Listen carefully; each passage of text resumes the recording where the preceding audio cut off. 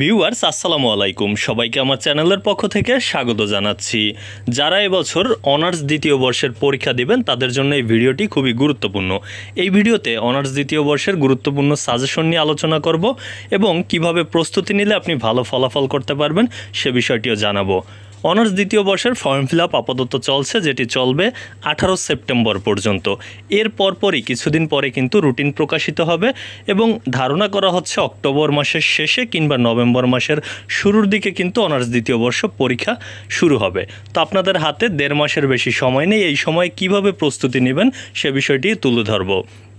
যারা এখনও তেমন ভালো প্রস্তুতি নেননি তাদের জন্য আমার পরামর্শ, আপনি নিকটস্থ কোনো একটি লাইব্রেরিতে গিয়ে একটি বই সংগ্রহ করবেন, যেটি হচ্ছে সাজেশন।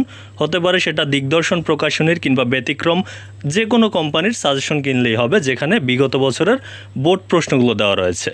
এখন কথা হচ্ছে যে কিভাবে আপনি সেই সাজেশন থেকে প্রস্তুতি নেবেন, চলুন সেটি দেখে নেওয়া যাক। আপনি যদি পাশ করা নিয়ে টেনশনে থাকেন সেক্ষেত্রে আপনার জন্য পরামর্শ হচ্ছে 2020, 2021 এবং 2022 সালের যে প্রশ্নগুলো রয়েছে জাতীয় বিশ্ববিদ্যালয়ের আপনার ডিপার্টমেন্টের, সেই প্রশ্নগুলো আপনি ভালোভাবে অনুশীলন করে যাবেন।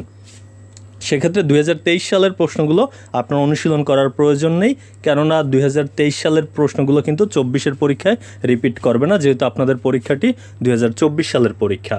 তো সেই হিসাবে আপনার এই 3টি বোর্ড যদি ভালোভাবে অনুশীলন করেন তাহলে কিন্তু পাস নাম্বারটি ক্যারি করতে পারবেন। আর যারা ভালো রেজাল্টের আশা করছেন, ফার্স্ট ক্লাস বা তার চেয়ে একটু ভালো, তাদের জন্য যে বিষয়টি করণীয় হচ্ছে যে আপনি 2018, 2019, 2020, 2021 এবং 2022 এই 5টা বিগত বোর্ডের প্রশ্ন যদি অনুশীলন করেন, ইনশাল্লাহ এখান থেকেও কিন্তু কমন পাবেন এবং আপনি ভালো ফলাফল করতে পারবেন। আর সেক্ষেত্রে এই বোর্ডগুলোর মধ্যেও যেসব প্রশ্ন 2023-এ এসেছে সেই প্রশ্নগুলো বাদ দিয়ে পড়বেন। তো আপনাদের জন্য পরামর্শ এটিই যে শর্ট টাইম রয়েছে, এই টাইমের মধ্যে যদি ভালো ফলাফল করতে চান সেক্ষেত্রে একটি সাজেশন সংগ্রহ করুন এবং সেই সাজেশন থেকে যেভাবে আপনাদেরকে নির্দেশনা দিলাম এই বোর্ডগুলো যদি অনুশীলন করে যান তাহলে ইনশাল্লাহ ভালো ফলাফল করতে পারবেন। এতক্ষণ সাথে থাকার জন্য অসংখ্য ধন্যবাদ।